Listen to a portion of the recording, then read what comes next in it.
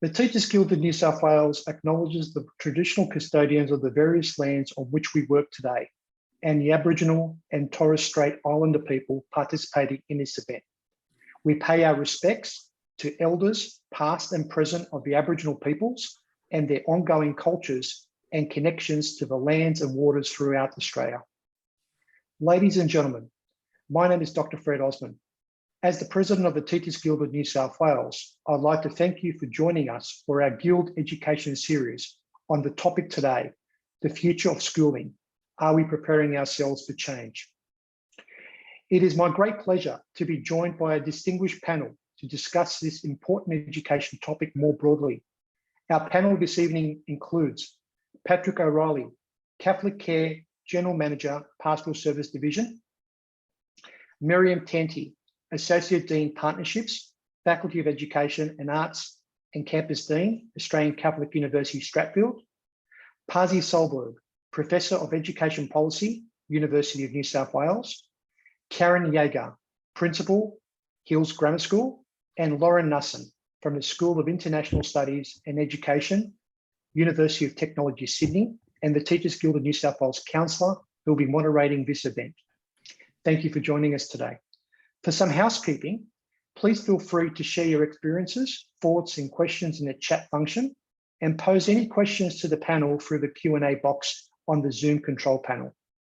Please keep your Q&A questions short and relevant to the topic on what we are talking about today.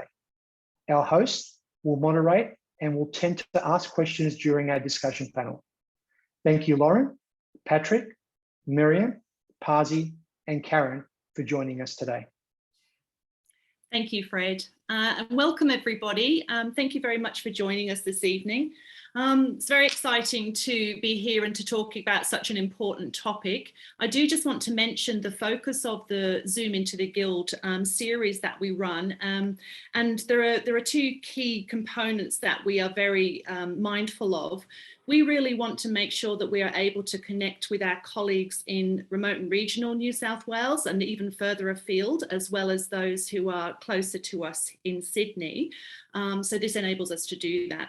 And the other factor is that we try to bring together both practitioners, experienced leaders, and also academics in the field, so that we are getting that combination of research-informed discussion and valuable experience as well. So it gives me great pleasure to talk about this subject, the future of schooling.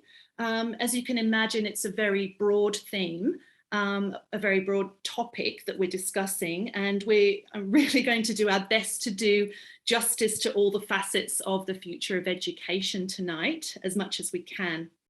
I'm going to try and address comments and questions that you have already provided to us, but also if something occurs to you in the chat, you can type that in and I'll try and pick up that too. So our panellists tonight come from a variety of educational backgrounds, as you've heard, and bring a wealth of experience in education, both globally and locally. And we're very pleased to be able to welcome them. So I might just ask each panellist to just give a brief introduction before we get started with our first question of the evening. So Patrick, I might ask you to just briefly introduce yourself.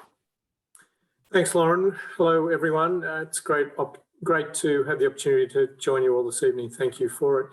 I am currently, as Fred said, in a role as General Manager of Pastoral Services at CatholicCare in Sydney. Prior to that, I did work in education for 30 years, including 10 years as a principal, the foundation principal at Southern Cross Catholic Vocational College at Burwood in Sydney. And I've worked across primary, secondary and tertiary settings. Thank you, Patrick. Miriam. Thanks, Lauren. So Miriam Tanti, I work at the Australian Catholic University, and as Fred said, I'm currently Associate Dean Partnerships for the Faculty of Education and Arts.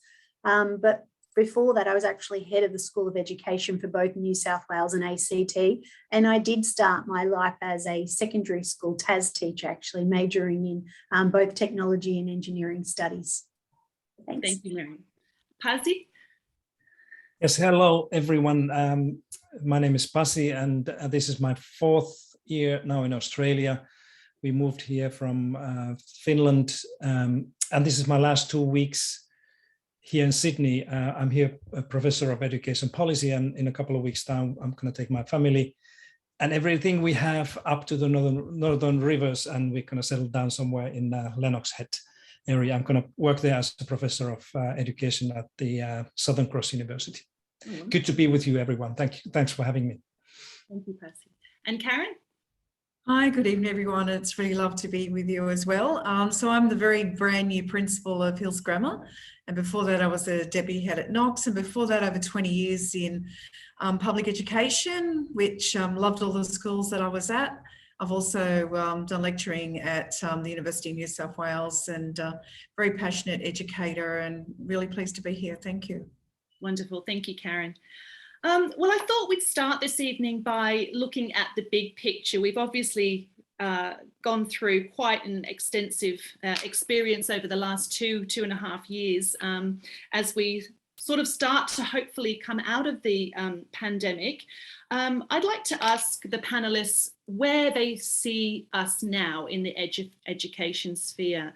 And Pasi, I might ask you to speak about this first because of your international experience and what you've seen of obviously Australian education, but also what you know of what has been happening in other countries as well. Yeah, thanks, Lauren. And a short answer to this question is that nobody really have a clear picture of where we are right now, because we are just barely two years into this pandemic that has disrupted many things.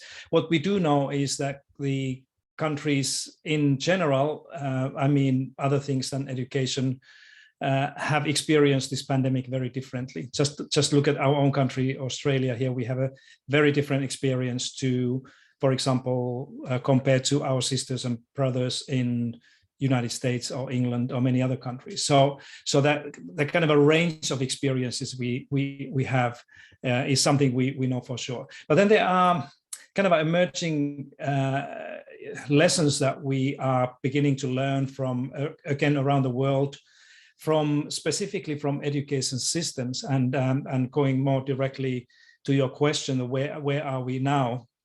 And there are a number of things that seem to be common to those places where the journey through this pandemic has been a little bit kind of a less disturbing. And some of those things include aspects like, you know, when the education system was designed before the pandemic to focus on student agency and self-directed learning, kind of understanding learning as something that the students do, that this journey seem to be more smooth in a sense that small kids seem to be kind of keep up learning regardless of the disruption or school closures or some other things. The other thing that is almost everywhere where the OECD or UNESCO or the international organizations have been looking at this question is the importance of social-emotional learning and well-being as well.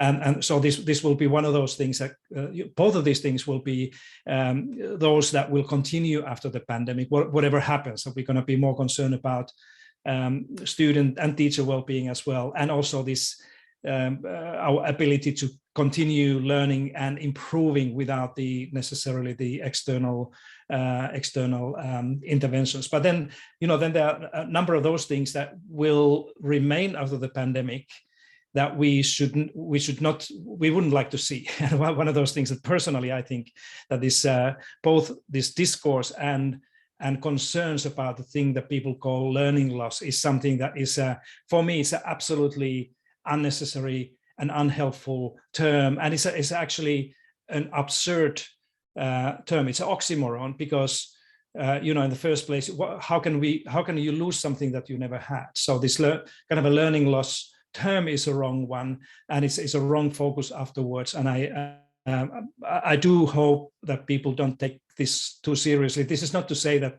we shouldn't be worried about some students who have not had opportunities to learn and grow and develop in the schools as they should. But it's not about learning loss, it's something else. I think what we should be doing now after the pandemic and right now where we are right now is to look at the positive things and, you know, ask questions like what these children have been learning, you know, what are the new things that they have realized about themselves, about their families and about the world, rather than rush into these conclusions that how many months and weeks some kids are behind. As I said, I'm afraid that we're going to continue to see those concerns coming through, particularly in the places where the education has been dominated by the test results and assessments, like here, where the NAPLAN is such a dominant thing. But again, you know, I may be wrong with these things because we still are in this pandemic, and if we have this conversation a year from now, there may be different views. But this is how I see the situation, Lauren. Wonderful, Pasi, thank you. Karen, I might ask you to come in there. What have you seen, and where do you think we are at the moment? I think it's actually taught us that teachers and children are incredibly agile and adaptive. And I think it's allowed innovation to just take off where it might have taken another 5 years. I think it's just, you know, I still remember seeing a maths teacher, a fantastic teacher, and he'd never picked up an iPad or anything like that. And he just, within a week, he'd pivoted, and he was so proud of himself. And he's an extraordinary extension to maths teacher, but he also can teach the child who struggles how to do fractions and love doing it. So I think for me, the first thing is it's taught us that teachers can do it, and that children can, and that we can learn anywhere at any time. I think that's one thing. So we ended up with really great resources for children that they could access, that parents could access. And just to give you an example, of my last school, I work with a team of 10 Year 12 boys to create a website for their peers with all their essays, all their notes. They were sharing, they were blogging with each other, and they kind of took control of the learning and owned it. So I think that's the first thing. But the second thing it's made me very aware of is well-being, not just of students, but teachers. And I think somewhere teachers got lost in that. We weren't called frontline workers. We weren't really valued. And for me, as a new principal, front and centered for me are the students, and wrapped around them are the teachers. We don't care about the teachers, we're going to be in trouble in a few years. And it's, you know, particularly subject specialists and looking after them. And in terms, the other thing I think it's shown us is even more that in Australia, we can be incredibly insular. And I think the pandemic emphasised that even more. So reaching out more, using technology to connect with countries across the world. The Open School Network is amazing. You connect with about 17 countries and do great projects with kids in Goma, for example. It's taught us to rely on technology. It's taught us that kids and teachers are agile and adaptive, but it's taught us we need to care about well-being, because the one thing we've realised, it's okay doing learning online, that nothing beats the humanist philosophy of connecting and being together and socialising. Yeah, some very excellent points there. And I might actually bring in Patrick maybe to comment more on the well-being side of things. We have had quite a few questions about that posted ahead of the webinar, so we might delve into that a little bit more later on. But just generally, Pat, what sort of things have you noted? Yeah, look, thanks, Lauren. I'll pick up a couple of threads, if I could, from both Pasi and Karen. Just taking the slightly longer view, if I could, for a moment. 1986 was the first time in Australian history we had more than 50% of young people go past year 10. We now have COAG targets of more than 90%. So whether we're talking about this post-pandemic world or the world more generally, I'm absolutely convinced that in that period of time, we've never really made the educational provision for this increasing number of young people that we expect to go through till the end of year 12. And one element of that is certainly their well-being. In my own experience at Southern Cross, one of the single, I suppose, greatest observations that I made in relation to student achievement and sense of students' success and self-efficacy was around confidence and competence, irrespective of what course of study that they were doing, a school-based apprenticeship, traineeship, whatever it might have been. It was those things that really engendered in them, as it does in all of us, that sense of self-agency, self-esteem, self-efficacy. So I think to the extent to which young people can find in an educational setting and elsewhere those things which give them that sense, then that goes a significant way towards, if you like, underpinning the important things that are there for their sense of well-being. The other thing that I would make something of a pitch to, I was on the review led by Peter Shergold in relation to senior secondary pathways at 2019-2020. And one of the important, I think, elements of that we particularly highlighted, and it's coming out of South Australia, and the SACE Board's leadership of this is around the educational passport. That sense of being able to look at the variety of ways in which young people demonstrate success and achievement beyond numbers, beyond grades, beyond data. I think, again, that can play a significant role. If we're serious about that, we engage in that in a meaningful and robust way. It sets them up for current success and goes a long way towards opening up doors and possibilities into the world beyond school. Yeah, we've had quite a few questions around that kind of those ideas too. So I think we'll come back to those later on as well.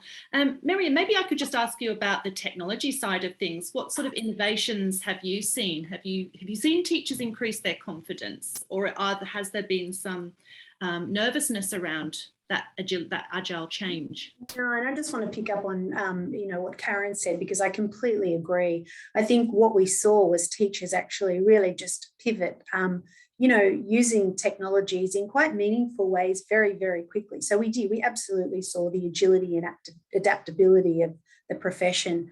So we know it can be done. Can I just take my educator hat off and put my parent hat on? And, we look at the pandemic as almost this deficit, but in actual fact, I've got a 16-year-old son who has ADHD. And for him, learning from home, learning without distraction actually proved a positive. So there are key takeaways that we can take from here. There wasn't the losses for everybody. There was actually the benefits for some. And I think that we need to look at the full spectrum of students and the impact that it really did have. And I can see Vivian's question or comment in the chat, and I completely agree. This is an opportunity for us. We have teachers who are now quite skilled, as Karen gave us some great examples of utilising and really maximising technologies in really creative and meaningful ways to engage a whole range of different learners and learning styles and students. So I think it really is an opportunity now to just capitalize on that. Yeah, that's great. I can give examples, but I'll let other people contribute.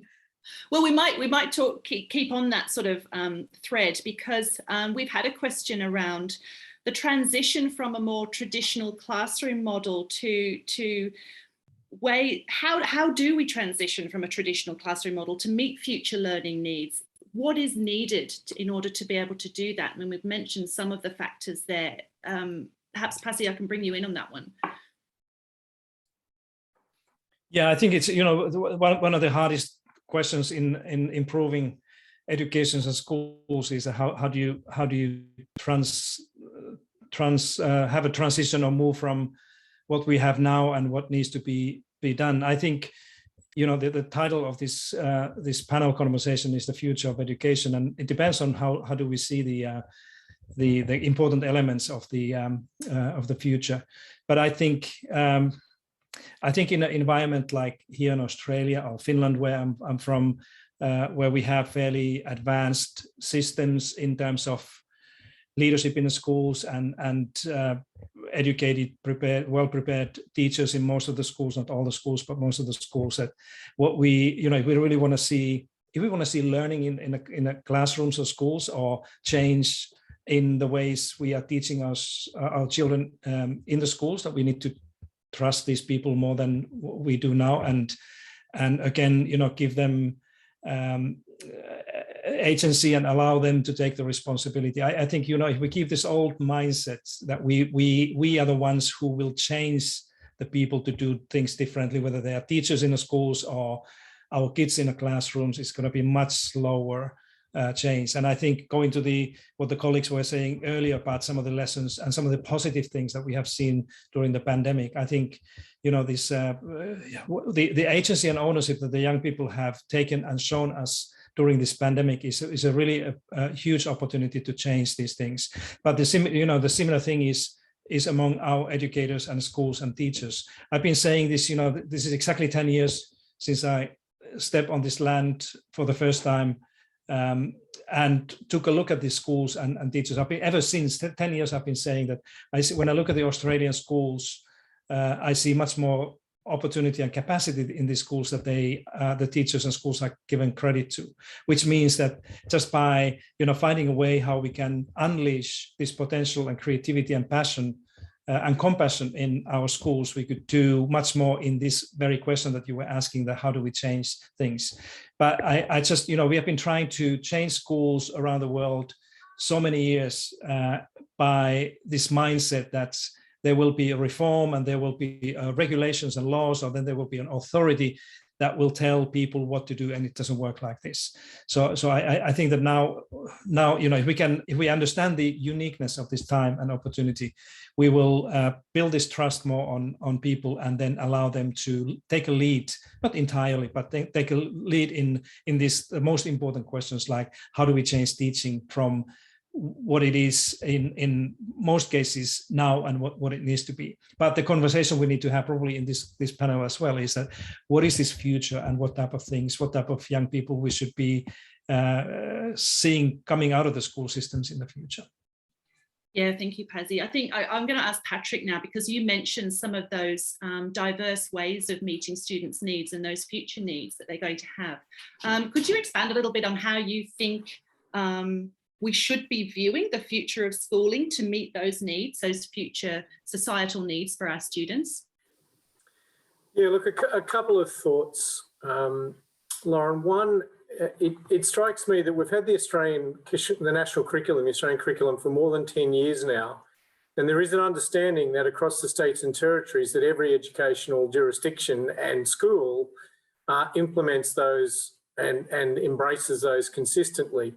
It was very clear from our work as a panel of review with Peter Shergold that in fact is not the case. So we have these great aspirations, if you like, with the general capabilities and the other versions of those things, all of which are fantastic. And I don't think too many people would argue against those things. But I'm not sure how, as I say, consistently that we actually we deliver on those things, that we actually seek to see those things happening in schools and in classrooms. I do wonder if there were resources attached to the delivery on those things and the measuring and the credentialing of those things, might we take them more seriously? And if we did do that in a more consistent way, then they could form a substantial bedrock, if you like, that could then more easily articulate into educational passports and the like. I think the other thing to say, again, a little out of the pandemic, is that, with the numbers of people from overseas not being on our shores, both as international students and otherwise, there are employment opportunities that we've become aware of.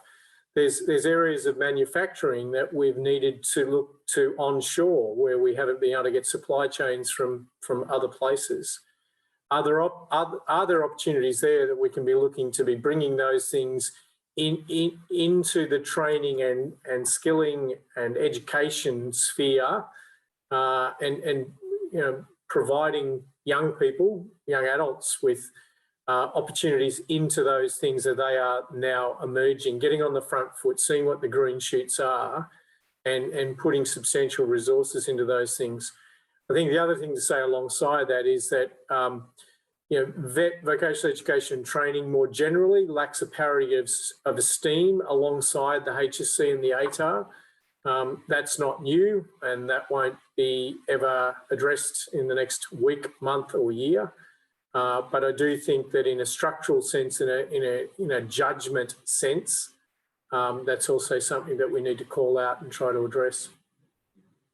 Thank you, Pat. Yeah. And Miriam, when you think about, if you project yourself 5-10 years into the future, what would you like to see? What do you think the shape of our schooling would be? You've referred to some things about how teachers are having more agency, students are having more agency.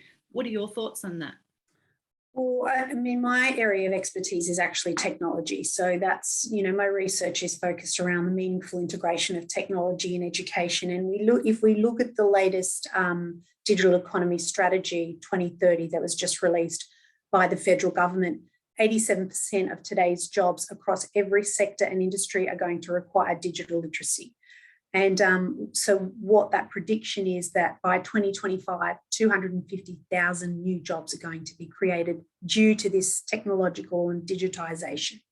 So if we are really serious about preparing students for the world of the future, then in actual fact, it's got nothing to do with the technology. It's about ensuring that they are prepared with the necessary critical thinking skills to ensure that they can engage fully and appropriately with the problems that they're going to be faced with, and how to utilize the technologies that best in order to solve those problems.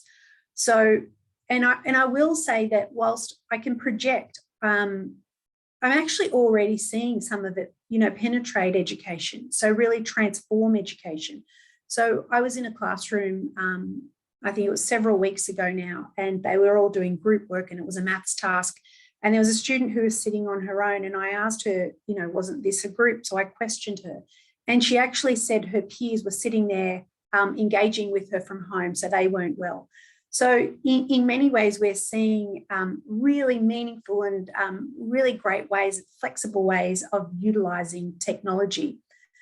Just one other example that's come out of, in particular, the US, and I know that we're seeing it here is, and Patrick's touched on this, is micro courses, micro credentialing, where we're seeing universities partner with schools. It's that sort of that metaphor of Spotify. You don't buy an album anymore, you just select individual songs. So if universities can provide micro suites, micro courses, then what we're going to see is students engaging in learning and topics that is of interest to them. So it really is about, just bringing back and fostering a greater sense of joy of learning. That's one of the things that we see overseas, that real fostering of lifelong learning and lifelong learners.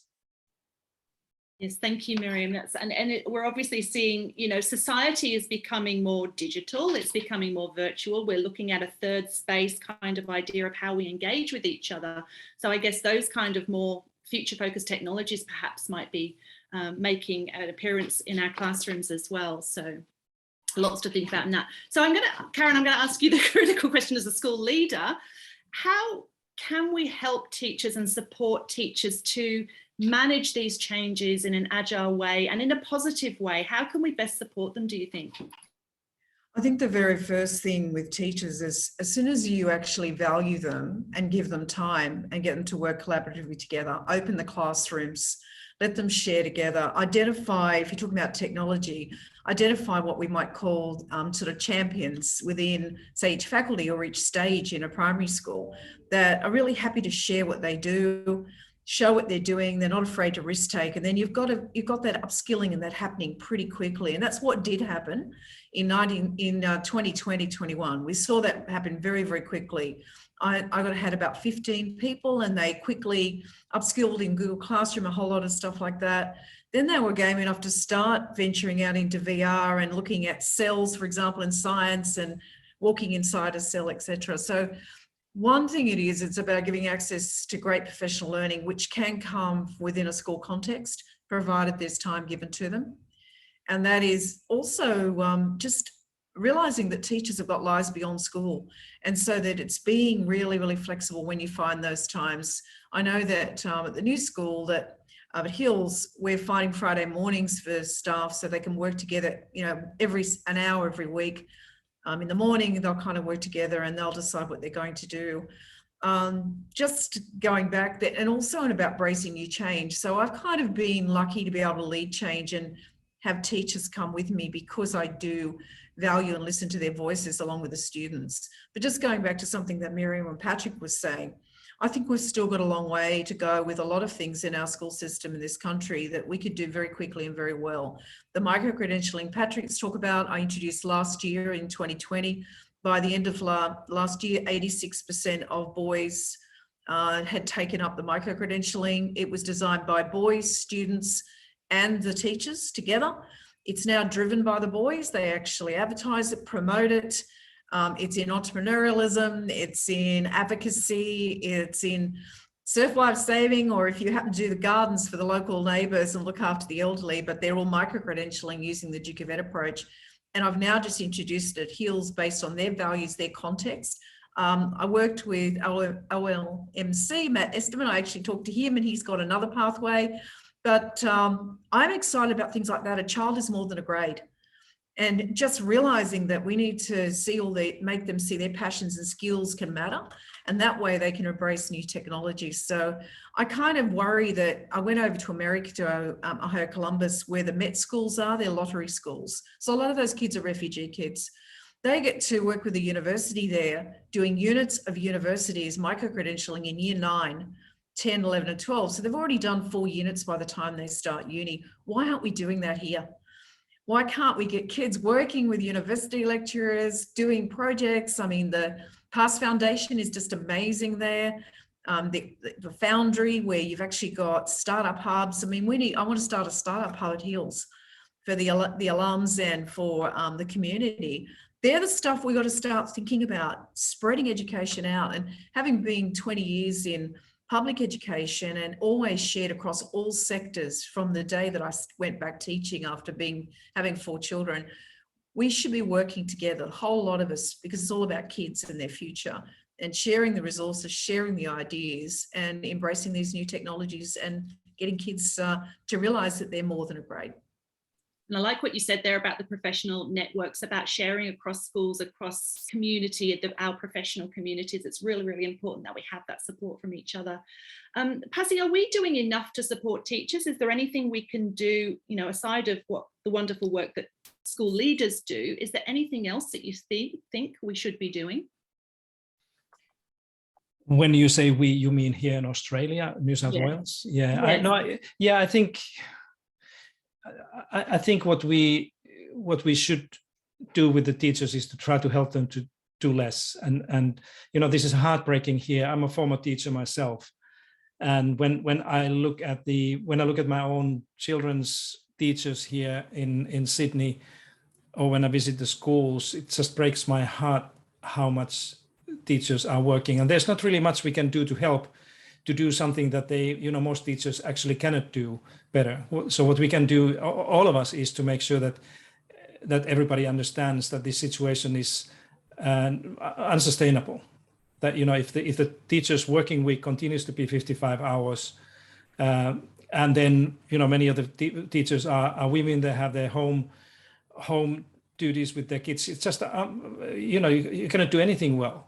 So I think what we can do to help teachers is to champion this more realistic balance of work and life, and make sure that teachers here, just like in most other countries around the world, would have more reasonable hours of work, and that they would have more time to work together in the schools and plan and improve. There's no school improvement here unless we can improve the working conditions in the schools here, so that teachers can plan and improve and change together. I think I understand your question.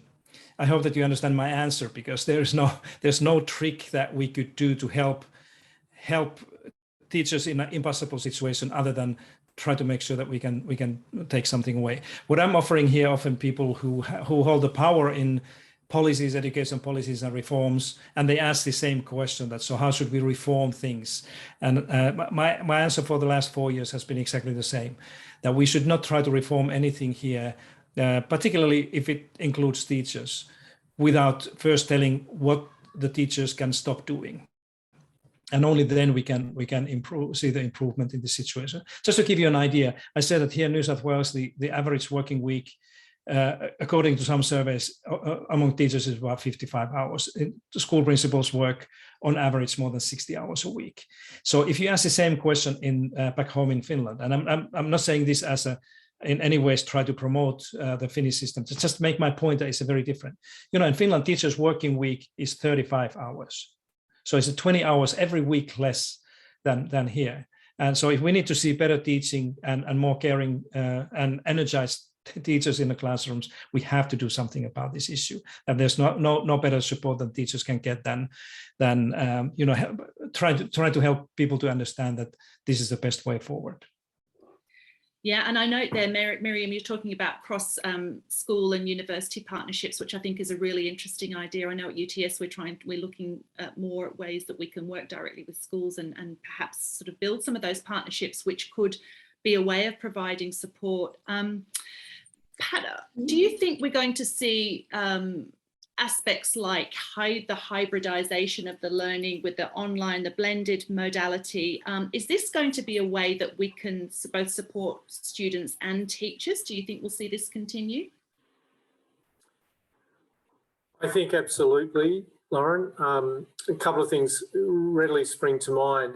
Hearing Pasi speak just now around, what can we do for teachers? And I certainly concur with the notion that, there needs to be a lid or a limit put on what is expected of teachers and what is expected of schools, and, something of a ring fence put around that.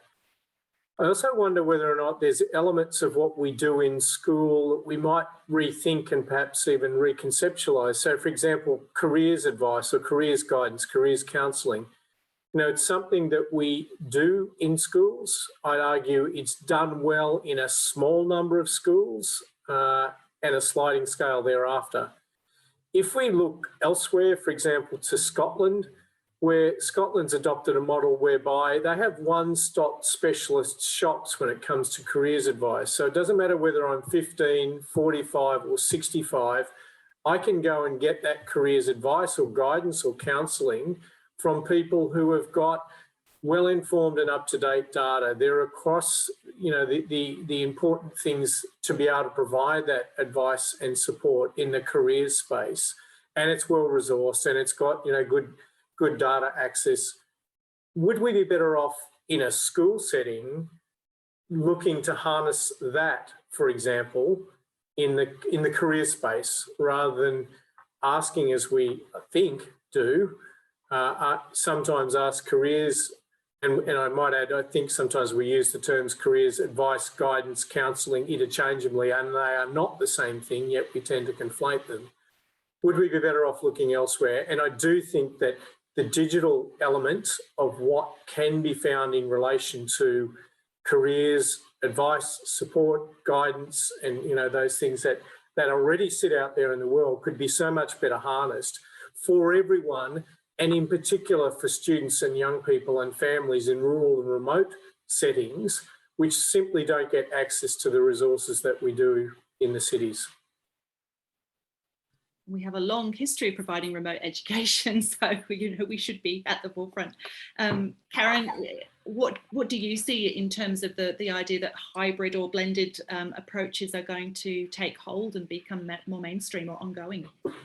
I actually think they're already happening. I mean, on a daily basis, we have children now with COVID at home and they're continuing to learn because for most of them, it's 2 days, a cold and a bit of a headache and not allowed to return, so they're working. It's already happening. I think you'll find that a lot of teachers have already created all the resources online. They have some great videos. I've seen science teachers do amazing pracs online. It's already there. And I think for one of the most important things for me about schools is the social function. And it's that, I know when I taught in some of the schools in the regional areas and not far from where Pasi's moving to, for my children up there, school was the safest place. And, it was just so important that was the place where we looked after them. We did provide good career advice, as Patrick was saying, and to me, it was about giving them the keys to education so they could escape, to be honest. That was my mission, to really give them the best chance in life. But coming back to your question, I think that with the 5th Industrial Revolution, we're actually moving more and more back towards humanism. To that importance of people and connections. And I mean, Zoom's great because we can do this. I've been, I did lectures to 300 boys for English Advanced and took questions from all 300 and quite frankly loved it. It doesn't worry me. That there is nothing like, this week I've been meeting with every single Year 12 student, and last week is nothing like that one-on-one, sitting down and having a chat and just learning about their story. So I think that human element's still going to be important, but what it does mean, a lot of older students in particular want 24 access. We're asleep in bed when they're still saying to their friend, the answer to that math problem. So, to have those online resources is just fabulous. But, the one thing is we've got to be careful. You go back to the teaching time that Pasi's spoken about, when do they keep doing that? If they're still teaching face-to-face, you're going to have almost like 2 shifts. One comes on in the morning, one comes on in the afternoon and the night, and it might be more experienced teachers close to retirement who really want to have that depth of knowledge of subject and want to create those online resources. We're going to rethink the way we're doing things, and especially for mums and dads with their kids at home and childcare. And, we should all have like childcare centres, so our young teachers don't have to take a lot of time off. They could actually work and go down and, feed the baby at recess or lunch. Yeah, absolutely. Completely agree. Having had my kids at home while I was teaching online for university as well, because all students were affected there too. Miriam, I'm going to ask you now about early career and pre-service teachers, which is a topic that's very close to my heart. So it's an area that I work in quite a lot. So we've talked about some of the complexity that's emerging now. There's lots of different factors that make it quite different to the classroom that we might have walked into 15 years ago. Do you think pre-service teachers and early career teachers are adequately prepared? Is there more that we can do for them, or what do you think they need? I do think they are prepared, and very much like raising a child takes a village, raising a pre-service teacher takes the same village. So in the university setting, we don't prepare pre-service teachers on our own. We certainly take an integrated approach. So we work very much with schools, systems, teachers, so that we can ensure that real practice is embedded and underpins the theory that we introduce them to at university. So we also have embedded models and apprenticeship models and in situ experiences where students are actually on the ground learning from the high quality teachers that we've already got in schools. You'll also see one of our initiatives is paraprofessionals. So we've got a lot of our students engaging as paraprofessionals. Now, this is in addition to coursework. This is purely because the profession was in need. Not only do we have a critical shortage of teachers, but then add the pandemic and all of the issues that brought about in terms of staffing.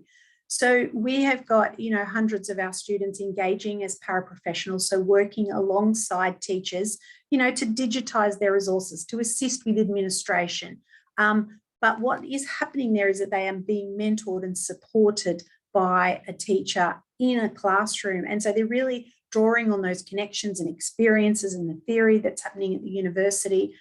So in many ways, yes, we're seeing real quality of preparation because I think universities and schools are working more closely than ever. Even the professional experience now is not this transactional type engagement. It really is reciprocal. So yeah, I think I'd like to think we're preparing them, absolutely. I know from my research, one of the things that I've found is that there's great difference in the way that early career or new pre-service teachers, are prepared for working with technology integration. Pasi, I don't know if this is an area that you've looked at specifically, but are there some key ideas that come to mind when we're preparing pre-service teachers? Are there some things that we should really think about? Because it does require a depth of knowledge rather than a superficial approach when we're teaching our pre-service teachers to work with the technology integration. Yeah, I haven't been working on this space for a while, so I cannot say too much about that. But I think that, again, people have been referring to their own research. So if I can do the same and speak, kind of make a reference to my study that I've been doing here, the Growing Up Digital thing, that is clearly showing that it's not just that teachers, newly trained teachers, need to be aware and capable of embedding and integrating technology in their pedagogies and teaching and learning. But I think that's becoming increasingly important to also understand the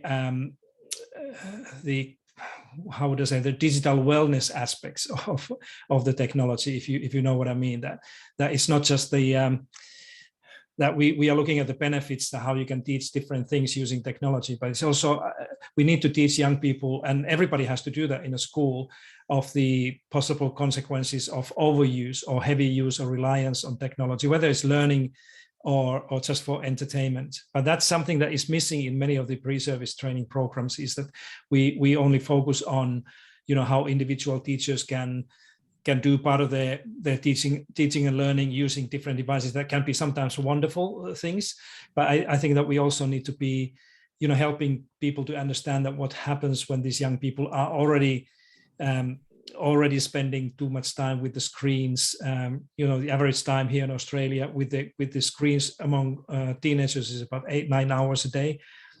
So if we don't understand what it does to their eyes and their minds and brains, and do those things even more in the school, I think we may have an issues there. So, what I'm speaking about here is a much more kind of a holistic understanding of technology as a tool and empowering facility that we can use rather than something that we can or should be using. One of those things that I spoke in my opening remark that we should not see after the pandemic is the poor use of technology, and Miriam and others are probably much better talking about this. But my kind of a fear is that we're going to see this online kind of a extended online learning type of thing that often is a very, very poor way of helping kids to learn. If I look at what my own kids did here during the Sydney lockdowns, and that was in the early part of the pandemic, but it was really a horrible way of using technology. I mean, reading PowerPoint slides and ticking the boxes in a poor quality pedagogical stuff. And I don't want to see those things ever coming back after this pandemic. But in other words, the teachers need to understand more holistically, what the technology is, and also understand a little bit about these future things, that what might be coming, the artificial intelligence and virtual reality, all those things, that how can they possibly enhance and improve what we try to do in schools. Yes, thank Lauren, you. can I just want to assure everybody that's here today that, and you would be the same, in your initial teacher education programs, we absolutely explicitly have units that are centered on technology, but not necessarily upskilling on, software and hardware. It is exactly as Pasi's described, the thinking around the technology. So I just wanted to assure everybody that's listening today. Likewise. Lauren, sorry if I say something. Sorry, Karen, I was actually going to ask you as well, because it's that understanding of how our students are becoming digital citizens. We're not going to change that, and they are going to be engaging, and we're seeing that increase in engagement across different interest groups, across causes such as around global warming and things like that. There is that increased digital citizenship. So from a school perspective, Karen, I might ask you to come in there and see what you've seen and what initiatives you have seen as well. I think one of the things I just want to comment with, I agree with Pasi so much here. What we've got to be very careful of, I'm just digressing for a moment. I have seen a lot of young teachers using PowerPoint as their crutch. And rather than just talking and being and letting the kids do the work, Professor John Fischetti has a great quote. He said, students come to school to watch teachers work. Where, there's a really good comment by Lachlan Jones there in the chat. We've got to empower children to own the learning. And, part of that is technology, but also remember that if you look at one of the number one determinants for whether a child does well, it's often about relationships with their teacher too. So the human touch and that relational side cannot be ignored. Going back to what you said about technology, probably one of the best things I've seen, to be honest, are either Teams or Zoom. It's that ability to see and connect. The Open Schools Network, for example, during the Kilauea, when it exploded in Hawaii with the volcano, I saw young Year 8 boys talking to girls and boys in Goma, and they said, when the school bell goes, we know we've got to run. We just don't run the path where the lava goes. And, they had their beautiful little beads in their hair, and these boys are just sitting there. I mean, we're so insular in this country, and they're just sitting there with their mouths open, listening to these kids. And then they saw a volcanologist standing in front of Kilauea, not far from, and he said, my house is the only one left here. And they, to have that technology and that experience, then, a month later, we had 18 countries, students play music together. They actually recorded a piece together from across the world, from all sectors, from schools in New York to schools in Russia to schools in Taiwan. This is the real advantage of technology, because unfortunately, many young people are users of technology. They're not creators of technology. We're not teaching them. I'm using VR is great, and I've done it myself, except I get dizzy. But the problem is I want them creating the worlds for the VRs, not just being users of the product. So again, it's going right back to what Pasi said and what Patrick was saying about the 6 C's, you know, that notion of being creative, critical thinkers, owning that learning, and being able to utilize the technology, which is changing at such a rapid pace. And, you know, the last comment I'll say, I love, Miriam, what you said about the apprenticeship model. To me, you know, when I first went out teaching at Newcastle University, I was teaching in my first year. When I was at my university teaching method students in the last year for 12 years, some of those didn't start teaching to their 3rd year. And then if they didn't like it, they had all those HEX fees and it was the wrong thing for them. And I love the idea of the apprenticeship right from even year 12. I've already noted 2 young teachers at Hills that I think, young students, sorry, that I think will be amazing teachers, and I'd love to sponsor them all the way through.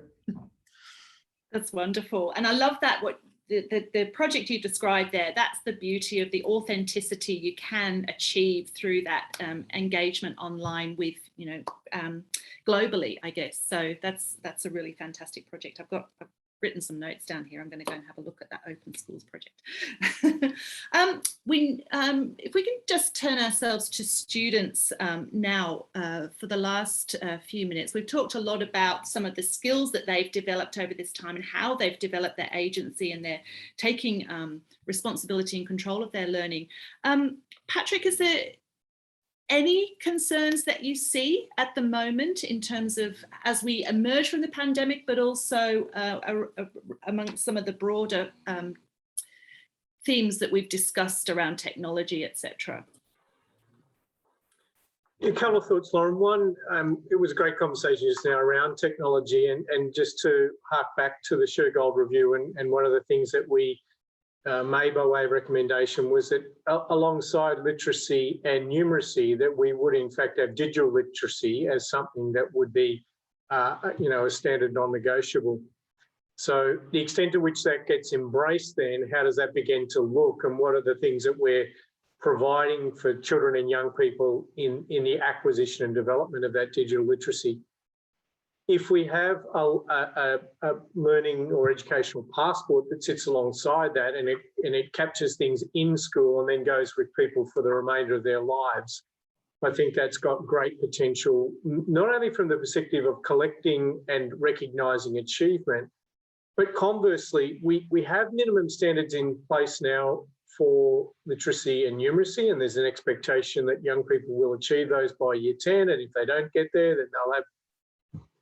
A question I suppose I have, and a concern that goes with it, is that if a young person exits schools and they haven't met those minimum standards in literacy or numeracy or digital, then where's our collective responsibility as a society and community that doesn't just sit within the 4 walls of school, where we say we expect those standards to have been met by the time that they graduate, and if they don't, what happens to those things? To me, there needs to be some sort of a collective understanding and responsibility that's picked up by tertiary educators and employment, and more generally, that we maintain those things, and that we, if you like, make that part of our bedrock of learning for life. Yeah, so we become part of a lifelong learning model, in a sense. Yes. Yeah, wonderful. Okay, I've got my eye on the clock ticking by. So we have sort of covered most of the questions that we've had, but I have one sort of final question for everybody, and I think it's been quite positive. I think we've talked about some really positive aspects that we're seeing in and currently in schooling and going forward to the future. So I would like to ask each of you, what are you most looking forward to seeing in schooling in the next 10 years? Perhaps Pasi, can I start with you? Yeah, thanks, Lauren. I think, again, allow me to say this as somebody who is not Australian, that I've been here. I think I've been here long enough to understand something about the education system, but not long enough to understand everything. And I would say this, that what I've learned here is that Australia is one of the most examined and reviewed and analyzed education system in the world. So we We are very rich in reviews and analysis, but we are very poor in implementation and action. And, you know, just think about it, and you know this much better than I do, that, you know, you had the Hobart and Adelaide and Melbourne, and now Alice Springs, beautiful declarations, what type of schools and young people we want to see in the future, but not much happened. Last week, recognized the 10th anniversary of the Konski Review, another kind of a world-class understanding of what needs to be done. And you name it, you know, this list is endless about teacher education and curriculum and those things. But where is the action? Where is the implementation? And this is what, for the sake of our children in the future, this is what I would like to appeal to everyone.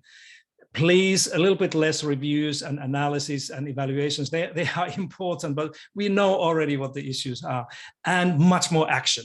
And now this is the election year that we are heading towards next year here in New South Wales. So let's remind these politicians and policymakers as well. We know what the issues are. We know know what needs to be done. Please, let's focus now on action and implementation. If we are able to do that, we're going to be much better off for the future of all of our children. Completely agree. I don't think you'll get anyone to disagree with you there. Karen, can I ask you the same question? What are you most looking forward to seeing over the next 10 years? Teachers being valued as a profession in this country, and realise that what teachers do, they're driven by self-efficacy. What keeps us awake at night is whether we're making a difference to the kids that we teach. And in all my years of teaching, I'd say 98.5% of teachers just want to make a difference and care, and they want the time to do it. And they're juggling careers and kids and everything else. And if I can do anything now as a mum and a grandmother of 11, to enable them to flourish and be who they are, then that's important. The second one, what Pasi's saying, countries that have over-tested like the UK who have turned that around went backwards. If you look at PISA, for example, and I went to Finland, I didn't go to Helsinki, Pasi, I went to Yavalaska to see about PISA test.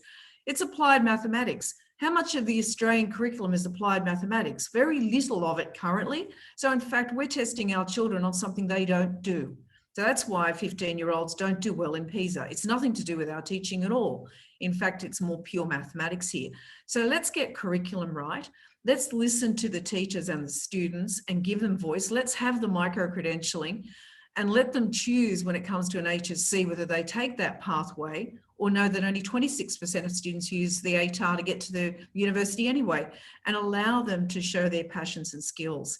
We just keep going back to what we did in the past, politicians in particular, when I went to school. Well, it's not, the past isn't here anymore. Yeah. Thank you. Miriam and Patrick, I'm going to ask you for your what you're looking forward to very quickly, because I see Fred wanting to wrap up. So what do you... Look, I agree with both Pasi and Karen. We need both action, and we need to raise the, the perception of teachers in the, greater society. But I really want to see, just in a nutshell, greater autonomy and agency given to both teachers and students. Give teachers time to teach and students opportunities to engage in learning that fosters their own sense of creativity and curiosity, and just foster that love of learning. Absolutely. Thank you. And Patrick? I'll join the Mutual Agreement Society and dip my lid to all three of my learned colleagues. And just add one more. You may be familiar that Peter Sheargold and David Gonski did a review of vocational education and training in New South Wales, which was released last year, called In the Same Sentence. And one of the recommendations they made was for the creation of these institutes of applied technology. I won't go into all of that. Suffice to say, the concept is that there are, if you like, hybrid education providers. They're not university, they're not TAFE, they're doing some of that with multiple agencies, multiple credentials.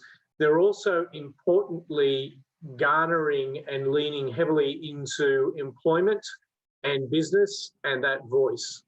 And I wonder, judiciously and prudently, whether or not we in schools or people in schools could also learn more. Miriam's talked about partnerships tonight, as Karen.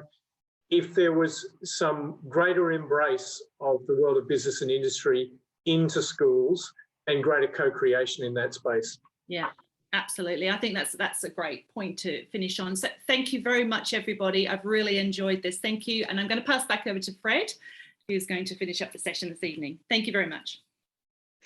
Thank you, Lauren. On behalf of the Teachers Guild of New South Wales Council, I'd like to thank our distinguished panel, Patrick, Miriam, Pasi, Karen and Lauren, for their time and dedication engaging us all on a very informative discussion in the opportunities and challenges on our important topic today.